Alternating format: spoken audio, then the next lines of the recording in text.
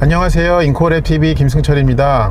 제가 타고 있는 차는 최근에 4세대로 풀 모델 체인지가 된 신형 제네시스 G90 모델입니다. 롱 휠베이스가 아닌 스탠다드 휠베이스 모델이고요. 그리고 사륜구동 모델입니다. 이 차를 다양한 주행 상황에서 한번 여러가지 특징들을 살펴보도록 하겠습니다. 이 차는 최근에 제네시스 모델에 들어가고 있는 V6 3.5 트윈터보 엔진을 갖고 있습니다. 380마력과 54토크를 내죠. 그리고 8단 토크 컨버터 자동 변속기를 가지고 있습니다.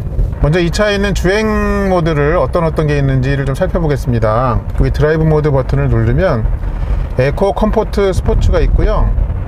그리고 이 차에는 굳이 필요가 없는 걸로 공감이 되는 커스텀 모드는 없습니다. 그리고 그 대신에 길게 눌렀을 때 쇼퍼 모드가 있습니다. 그러니까 운전기사 모드라는 뜻이죠. 네, 그렇게 네 가지의 모드를 갖고 있는데요. 그리고요, 보니까 이 차에 커스텀 모드가 아예 없는 게 아니었네요. 그게 아니고 설정하기 나름이네요, 보니까. 그래서 이 설정 모드에 들어와 가지고요, 요거를 길게 눌렀을 때를 뭘로 할 건지 그거를 이제 선택하게 돼 있어요. 그거를 쇼퍼로 할 건지 스마트로 할 건지 마이 드라이브 모드로 할 건지가 있고요. 마이 드라이브가 여전히 있어요. 여기로 가면 파워트레인, 이거 사륜구동 특성까지 바꿀 수 있게 해놨네요. 네, 스티어링, 서스펜션, 이 사륜구동 그거까지를 이제 바뀌게 해 놓았고요. 여전히 브레이크 담력, 브레이크 모드는 여기에는 연동하지 않았습니다. 지금 에코 모드로 차를 주행을 하고 있는데요. 네, 굉장히 낮은 RPM을 쓰면서 이 차가 가진 넉넉한 토크로 차를 부드럽게 견인을 해 나가고 있습니다. 그리고 시프트업을 굉장히 빨리빨리 하면서도 그 안에서도 부드러움을 찾을 수 있다는 점이 눈에 띄고요. 이 차는 좀 디자인상 재밌는 게 이 스티어링의 요 스포크 안쪽 여기에도 이렇게 실내 마감과 동일한 색깔로 마감을 해놨습니다. 좀처럼 다른 브랜드에서 보지 못했던 그런 시도인 것 같습니다. 근데 지금 굉장히 높은 기어 단수를 유지를 하고 있는데요. 근데 1100rpm까지 떨어뜨리네요. 네, 그 상태에서도 쭉 이렇게 견인력을 올려갑니다. 그렇게 정말 낮은 rpm에서 속도를 조금씩 올려갈 때 그때는 요 스티어링을 통해 가지고 아주 약한 진동이 좀 전해지기는 합니다.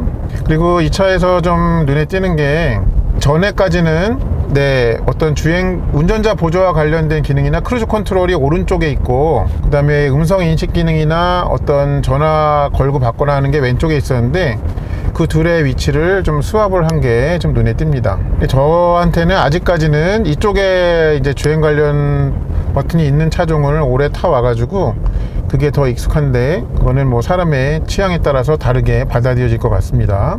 이렇게 주행할 때 느껴지는 소음의 수준은 이렇게 회전수를 올려갈 때 엔진 소리 이외에는 배기음은 아예 없다고 보셔도 되고요. 이 타이어 굴러가는 소리조차도 느껴지지가 않습니다. 그래서 이 차가 갖고 있다는 액티브 로드 노이즈 컨트롤이 굉장히 좀 일을 잘 한다라고 그렇게 받아들여질 수가 있겠습니다. 그리고 이제 모든 유리에 다 적용이 되어 있는 이중접합 차음 유리도 거기에는 한 몫을 하는 것이 분명합니다.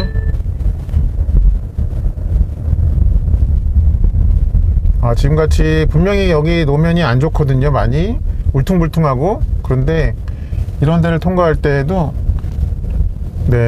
좀 말도 안 되게 지나가네요, 거기를. 그러니까 이게 멀티 챔버 에어 서스펜션, 그게 적용이 됐잖아요. 그거에 대한 조율이 굉장히 잘 되어 있는 것 같습니다. 근데 이제 차가 워낙 조용하다 보니까 뒤에 이제 VIP를 모시고 갈 때 그분들이 좀 작은 목소리로 얘기하는 것도 앞에서 다 들릴 것 같은 그런 느낌을 줍니다.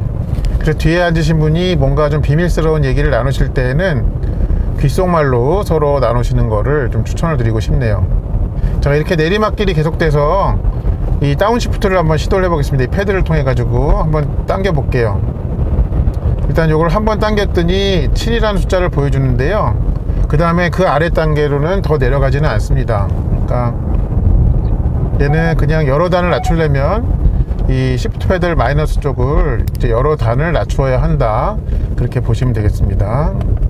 이런 식으로. 근데 뭐 이렇게 기어가 분명히 낮아지고 있는 동안인데도요, 이 엔진 소리가 커지는 거 이외에는 어떠한 그런 미동도 남기진 않네요, 차가. 네, 이 노면 소음 없는 것이 굉장히 좀 인상적입니다. 네.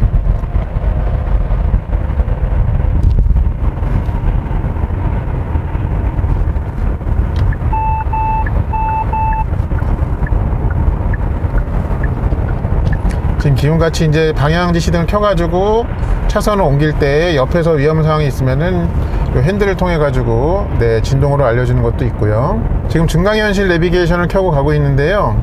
앞에 굉장히 고화질의 전방 카메라에다가 지금 제가 주행하고 있는 차선에 이렇게 그 융단을 깔아주죠. 카펫을 17.9km만큼은 그대로 가도 된다라고 하고 있군요. 근데 화질이 정말 좋고요. 그리고 눈에 좀 잘 들어옵니다. 그리고 지금 에코 모드에서는 가속 페달을 놓으니까, 그리고 평지, 그러니까 비교적 평지죠, 여기가. 거기서 가속 페달을 놓으니까 그 엔진 회전수가 아이들링 속도로 떨어지네요. 중립주행 그거를 좀 합니다, 적극적으로. 이렇게 쭉 뻗은 도로에서 정속주행을 할 때 직진성이 굉장히 좋게 느껴지는데요. 이 스티어링의 감각이 쫀득쫀득하게 느껴지는 것 뿐만 아니라 이 멀티 챔버 에어 서스펜션이 좀 이 차를 굉장히 좀 수준이 높게 여겨지도록 만들어 줍니다. 근데 아까 에코 모드였을 때 이 출렁거림의 수준하고 지금 컴포트 모드로 바꿨을 때는 차이가 있기는 있는 것 같아요. 그런데 거의 느껴지지는 않습니다만, 어떨 때 이제 이 차이가 좀 느껴지느냐면, 주행하다가 큰 요철을 한번 튀길 때 그럴 때 좀 이 단단함이 좀 느껴지도록 하는 게 에코 모드 때는 그렇지가 않았는데 이 컴포트 모드에서는 좀 그런 차이가 생기는 것 같습니다. 지금 터널을 가고 있고 옆에 큰 트럭이 2대나 있는데요. 그런데도 이렇게 조용할 수가 없어요. 근데 여기에서 제가 좀 사족에 해당하는 말씀을 좀 덧붙이자면은, 이 조용하다고 해가지고 외부 소음이 아예 다 차단되어 버리는 그런 종류의 그런 조용함은 아닙니다. 제가 아는 한 그런 차는 지구상에는 존재하지가 않습니다. 그러니까 외부 소음을 많이 막아주되, 근데 어떤 일이 벌어지구나 정도는 알아야 되잖아요, 운전하는 사람이. 네, 그 정도를 알 수 있을 만큼의 최소한의 레벨만 그 소리를 들려준다 하는 점으로 설명드리면 좀 이해가 되실 것 같습니다. 자, 스포츠 모드로 한번 바꿔볼까요? 스포츠 모드. 네, 바로 기어가 낮아지고요. 같은 속도일 때 기어를 낮춰서 더 높은 RPM을 사용을 합니다. 그리고 비슷한 수준의 가속 페달을 밟았을 때도 조금 더 밀어주는 펀치력이 생겼고요. 근데 워낙 에코나 컴포트 모드에서도 넉넉한 힘으로 차를 밀고 나갔기 때문에 스포츠 모드라고 하더라도요, 네, 갑자기 이 차의 출력이 확 늘어난 것 같거나 네, 그런 종류의 느낌은 아닙니다. 그리고 뭔가 좀 그르렁거리는 소리가 차 안에서 더 잘 들리는데요, 그거는 얘가 좀 높은 RPM을 더 써서 그런 것인지, 아니면 얘도 실내에 어떤 그 액티브 사운드 디자인 같은 장치가 있는지는 모르겠습니다만, 어쨌든 간에 스포츠 모드에서는 조금 더 그르렁거리게 그렇게 느껴지기는 합니다. 근데 여전히 스포츠나 스포츠 아닌 모드나 등 뒤에서, 그러니까 배기 쪽에서 들리는 소리는 아무런 차이를 주지 않고 있습니다.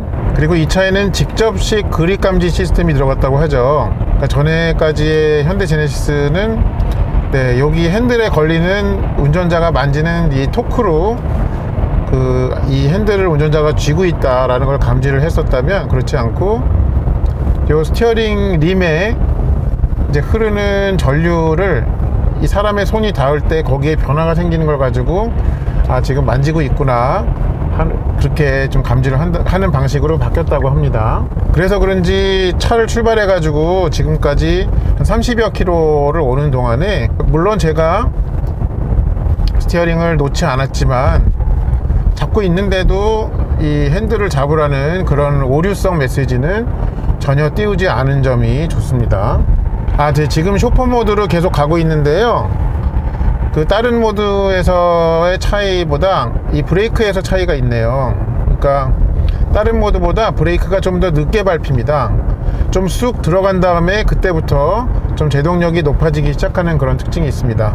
그래서 아무래도 이제 G90 같은 경우에는 직접 본인이 운전석에 앉을 용도로 타시는 분보다는 이제 기사를 고용을 해서 본인은 대각선 뒤편에 앉으려고 하는 용도의 생각이 많으시기 때문에 그래서 이제 그런 숙련된 운전자분들이 운전을 대신 해 주시지만, 이 쇼퍼 모드를 놓으면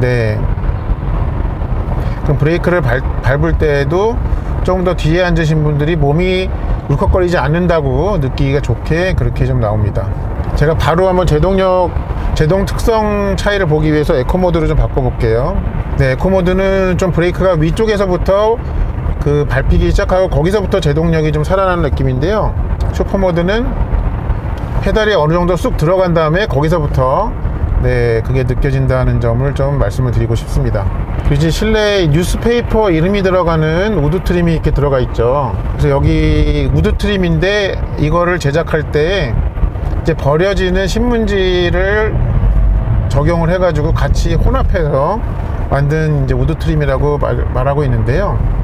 이게 어떤 재활용품으로부터 나오는 그런 재질이라고 전혀 생각되지 않을 정도로 이 우드의 질감도 잘 살려놨으면서 이 신문지의 질감도 좀 잘 살려놓은 그런 특징이 있네요. 그리고 이 차의 헤드업 디스플레이를 보면요, 최근에 탔던 이제 다른 제네시스 모델들은 이렇게 스크린이 큰 거는 물론이고 윗부분이 좀 앞을 향해서 누워있게 그렇게 보였던 것 같은데, 얘는 또 그렇지가 않아요. 그래서 이렇게 똑바로 좀 스크린이 서 있으면서 넓게 그렇게 좀 보이는 특징이 있습니다. 근데 제가 이게 저만의 착각인지 모르겠는데요, 이게 제가 G90 신형을 운전을 하면서 다른 G90를 좀 멀찌감치해서 보니까 이 뒤에서 봤을 때는 좀 멀리서 보면은 좀 더 뉴 그랜저처럼 보이기도 하는 그런 측면이 있는 것 같습니다. 근데 또 재미있는 거는 룸미러로 다른 G90 신형을 보면요, 저게 또 G80인가 라는 그런 생각이 좀 드는 점도 있어요. 그런 점이 좀 재밌게 다가옵니다. 이 차의 멀티챔버 에어 서스펜션의 느낌을 좀 말씀드려야 되겠는데요, 이 노면의 변화를 실내에 분명히 탄 사람에게 전해는 줘요. 그거를 꽤 여러 겹으로 걸러 가지고 전해주는 그런 느낌입니다. 그러니까 좀 이렇게 말씀드리면 될 것 같아요. 회장님한테 뭔가 보고를 해야 되는데 정말 회장님이 듣지 않으셔도 되는 거는 다 걸러 가지고 정말 엑기스만 이렇게 정리해서 보고하는 비서 같은 그런 느낌이라고 그럴까요? 분명히 차에 탄 사람이 노면 정보를 전혀 모르면 안 되거든요. 근데 그런 측면에서 봤을 때 그렇게 굉장히 잘 포장하고 걸러가지고 운전자가 꼭 알아야 되는 것만 전해주는 그런 느낌입니다. 사실 여기도 중부고속도로거든요. 이렇게 미세하게 촘촘하게 가로 방향으로 되어 있는 그런 그루브가 좀 파여 있는 그런 도로죠. 그리고 콘크리트 도로고요.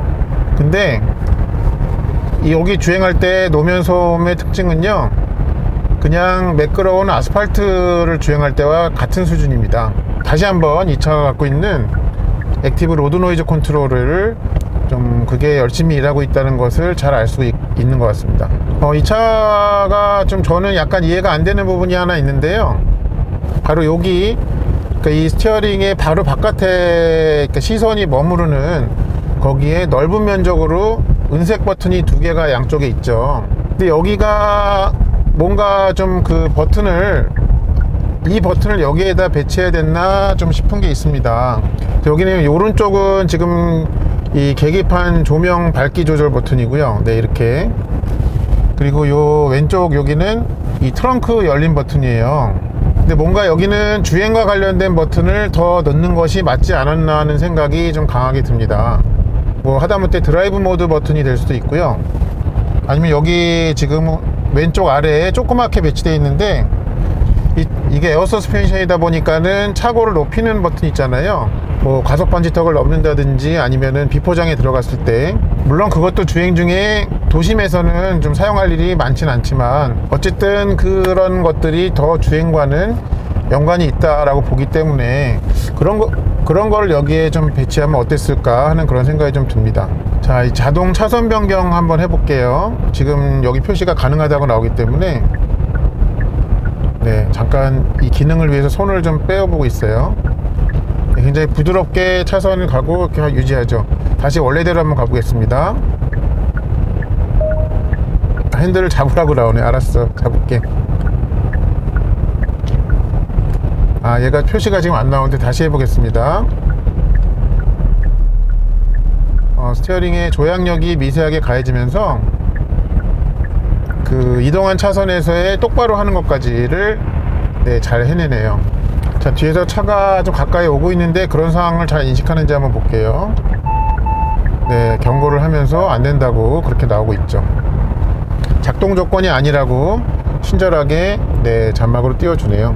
아, 지금 잠깐 여기 내비게이션에 그게 이 속도 제한 구역을 가니까는 이렇게 빨간색으로 경고를 해주는 점이 재밌습니다. 제가 좌회전한다고 해야 된다고 여기에서도 이렇게 보여주네요.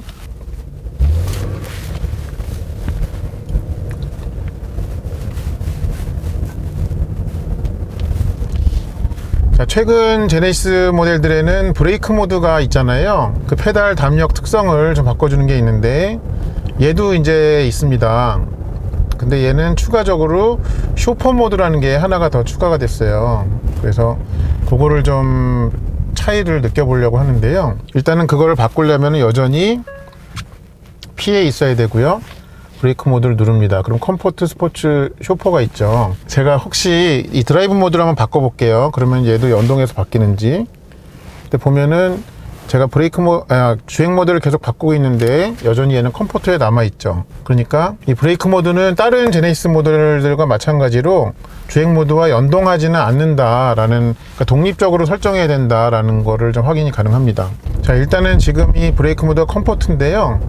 컴포트에서는 좀 이렇게 주행하다가 브레이크를 밟으면 네, 페달의 움직임에 꽤 일찍부터 제동력이 좀 강하게 나오기 시작한다는 점이 좀 일단 확인이 됩니다.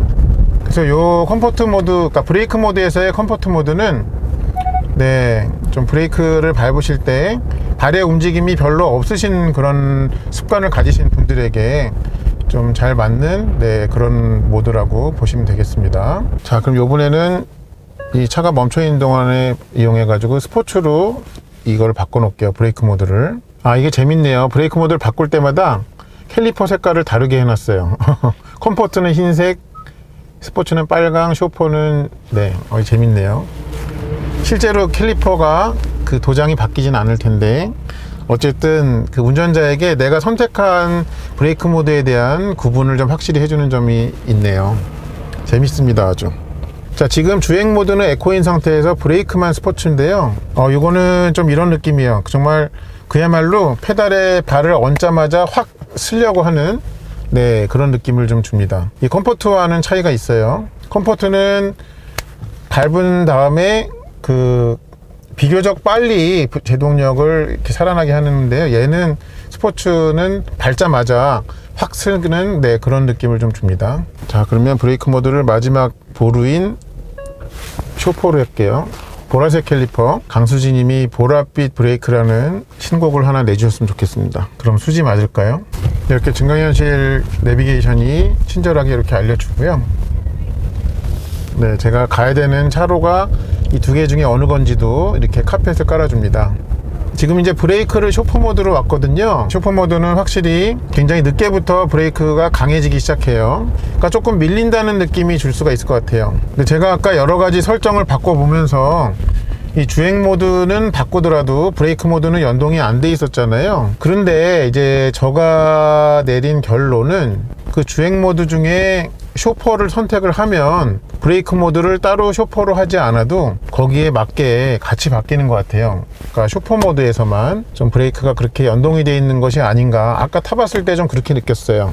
자, 지금도 잠깐 보면은 자, 설정 가서 좀 복잡하죠. 브레이크 모드 들어가려면 예를 들어서 이제 얘를 컴포트로 해 놓잖아요. 근데 이제 제가 주행 모드를 길게 눌러서 쇼퍼로 하더라도 지금 쇼퍼로 주행 모드는 됐는데 얘는 여전히 컴포트에 남아 있어요. 근데 제가 아까 운전을 하면서 느낀 그 바로는, 그러니까 동일한 브레이크 모드 설정에서 에코 모드에서의 브레이크 느낌과 주행 모드를 쇼퍼로 했을 때 브레이크 느낌이 좀 달랐습니다. 그래서 다른 주행 모드는 모르겠지만 이 주행 모드를 쇼퍼로 했을 때는 브레이크도 따라서 쇼퍼가 된다 라는 그런 강한 심증이 듭니다. 네, 아니면 어떡하죠? 네.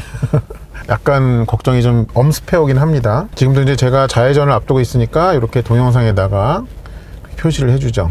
친절하게. 아, 그리고 제가 아직 못 찾은 게 뭐냐면요, 이 차는 이제 다른 제네시스에 있는 에르고 모션 시트의 다음 차기작으로 에르고 릴렉싱 시트라고 이렇게 돼 있죠. 근데 이제 그거를 마사지 기능을 좀 켜려고 할 때, 이렇게 맨손으로 여기를 더듬으면, 전에는 그 버튼이 있었는데 그 어떤 버튼을 만져봐도 그 마사지 기능으로 바로 들어가는 그 버튼을 못 찾겠어요. 어떤 걸 눌러봐도 그렇거든요. 그래서 이거는 버튼이 없어진 건지 그게 좀 헷갈립니다.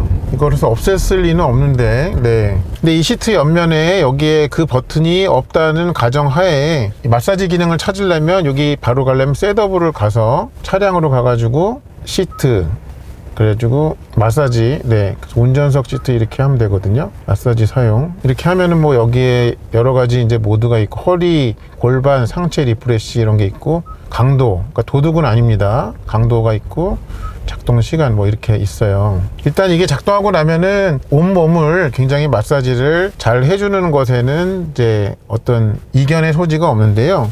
제가 착각을 했었네요.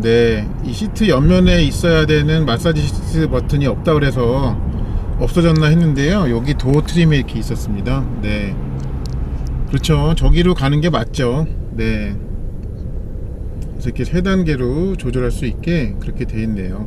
아까 제가 없어졌다고 한 거는 좀 취소를 해야 될 것 같습니다. 여기 멀쩡하게 있습니다. 잠시 뒤에 앞이 좀 시원하게 뚫릴 것 같아 가지고요, 스포츠 모드를 한번 좀 사용을 해 볼게요. 본격적으로. 근데 등받이가 이렇게 조여오네요. 사이드 볼스터가.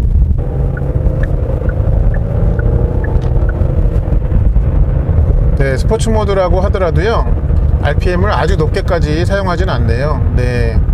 이제 54kg이라는 넉넉한 토크가 얘를 밀어주고 있기 때문에 굳이 RPM을 쥐어짜지 않고도 이 큰 덩치를 빠르게 좀 다니게 하는데 충분히 가능하기 때문에 그런 것 같습니다. 자, 혹시 스포츠 모드에서는 이 마이너스 패드를 길게 당기고 있으면 연속적으로 되는지 한번 볼게요. 여전히 되지 않습니다. 이렇게 옆에 다른 시승팀의 G90가 가는데요, 뒤에 이렇게 두 줄이 이렇게 선명하게 캐릭터가 되어 있네요. 뭐 스포츠라는 이름의 그 차이만큼은 알겠는데요, 이 차가 갖고 있는 컨셉인 만큼 아주 그렇게 스포티하게 느껴지지는 않습니다. 자, 계기판이 제가 여태까지 한 가지 테마만 좀 사용해 봤는데, 다른 테마가 어떤 게 있는지 한번 볼까요? 클러스터로 가보면 되겠죠. 이게 큰 틀에서는 아까 제가 사용한 게 다군요. 그러니까 이거를 뭐 전체 디자인을 바꾸거나 그런 것은 결코 아니네요. 그런 게 아니네요. 계기판 디자인은.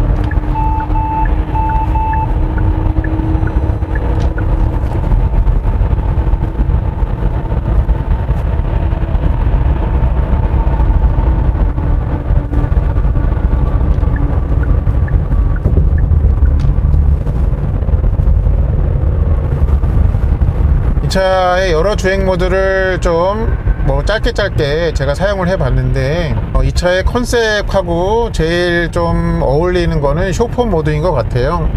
물론 이제 그 차주분께서 뒤에 앉았을 때는 더 편안함을 느끼실 수도 있고요. 제가 타고 있는 이 시승차에는 뱅앤올룹슨의 이제 3D 그 프리미엄 시스템이 들어가 있거든요. 거기에는 이제 버추얼 베뉴, 그러니까 가상의 장소라는 그런 설정이 들어가 있다고 해요. 그래서 이 음향 설정에 이렇게 들어와 보면 일반 모드랑 서라운드 모드 외에 보스턴 심포니 홀이라는 게 있습니다.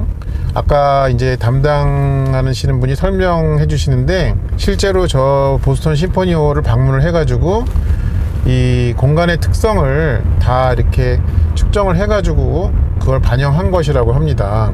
그리고 뱅앤올룹슨 홈이라는 게 있죠. 이건 아무래도 가정에서 이렇게 듣는 것 같은 그런 소리를 들려줄 것입니다.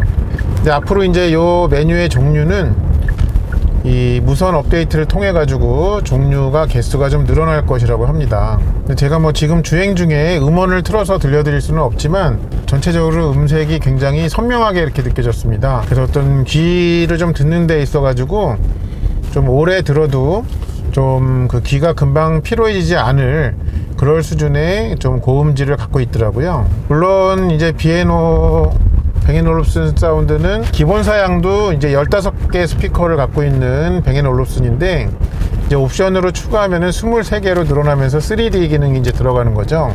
15개짜리는 제가 들어보지는 못했지만 네, 이것도 좀 선택하지 않을 이유가 없는 그런 사양이 아닌가 그렇게 생각이 됩니다. 그리고 이 차의 멀티챔버 에어 서스펜션에 대해서 조금 추가 말씀을 드리면요, 이게 제일 편할 때 좀 이렇게 마냥 출렁출렁 되는 그런 에어 서스펜션의 감각을 거기에 익숙한 분들에게는 얘가 좀 다소 단단하게 느껴질 수도 있을 것 같아요. 얘가 제일 감쇄력을 풀어놓은 상태에서 지금의 설정보다 조금 더 편안했으면 어떨까 하는 그런 생각도 들기는 합니다. 그리고 굉장히 좀 세팅을 잘 해놓긴 했는데요, 또 에어 서스펜션의 장점이라고 한다면은 이 감쇄력의 제일 소프트부터 제일 스포티까지의 변화의 폭을 크게 할 수 있잖아요. 그거를 좀 더 살려가지고 뭐 스포티 쪽은 제가 좀 제대로 타보지 못해가지고 뭐라 할 수 없지만 적어도 컴포트 쪽 측면에서만큼은 지금 할 수 있는 것보다 조금 더 감쇄력을 좀 풀어도 괜찮지 않았을까 라는 그런 생각이 들어서 말씀을 드립니다. 지금까지 시승한 거리가 한 42km 정도 되고요, 1시간 동안 주행을 했네요. 그러니까 평속이 40km대라는 얘기고요. 그렇게 하니까 이제 총 평균 연비가 9.4 정도 나왔습니다. 뭐 이 정도 세단으로서는 받아들일 만한 수준인 것 같아요. 참고하시기 바랍니다. 자, 신형 제네시스 G90는 어떤 차냐 좀 결론을 내려야 될 것 같은데요, 일단 일상에 있어서 얘는 휴식이 되는 차량입니다. 그러니까 어디에서 어떤 피로감을 갖고 이 차를 타게 되든지 이 차를 타고 이제 이동하는 그 시간만큼은 그게 이제 휴식으로 바꿔주는 그런 재주를 가진 차고요. 그러다 보니까는 어떤 삶의 활력소를 찾거나 그런 용도로 이런 급의 차를 찾는 분은 안 계시겠지만 그럴 용도의 차는 전혀 아니라는 점도 같이 좀 말씀을 드립니다. 그리고 또 한 가지는 이 차는 맛집이에요. 맛집인데 어떤 부분에서의 맛집이냐면요, 승차감에서의 맛집이고요, 그 다음에 정숙성에서의 맛집입니다. 제가 아까 말씀드린 대로 이 차에 타고 있는 시간이 휴식이 되기에 아주 필요한 두 가지 조건이죠. 필수 영양소라고 할 수 있는데요, 그 정숙성과 승차감을 그거의 함유량이 아주 높은 그런 대형 고급 세단이었습니다.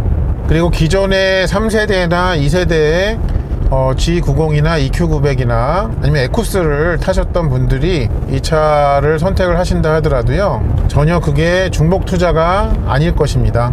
이 앞전 세대까지의 G90가 우리나라 시장에서 좀 직면했던 상황은 훨씬 비싼 수입차를 탈 여력이 되시는데도 불구하고 주변의 이목이나 아니면은 여러 가지 비즈니스 이유상으로 본인의 그거를 좀 낮춰서 노출시키려는 그런 분들이 많이 선택을 했었죠. 그런 상황은 여전히 바뀌지 않겠습니다만, 어떤 같은 급으로 비교되는 이제 뭐 독일차라든지 뭐 영국차라든지 일본차라든지 그런 거랑 견주었을 때 더 이상 가성비라는 말이 붙지 않아도 되는 그런 차라는 것은 분명해 보입니다. 점점 이렇게 순수 엔진 모델로 움직이는 그런 대형 세단의 입지가 이제 계속 전기차가 나오고 하면서 해가 갈수록 좁아질 텐데요, 여전히 제네시스는 이 차를 개발을 할 때 옳은 방향을 향해서 개발하고 있었다는 것을 확인할 수 있는 그런 시승이었습니다.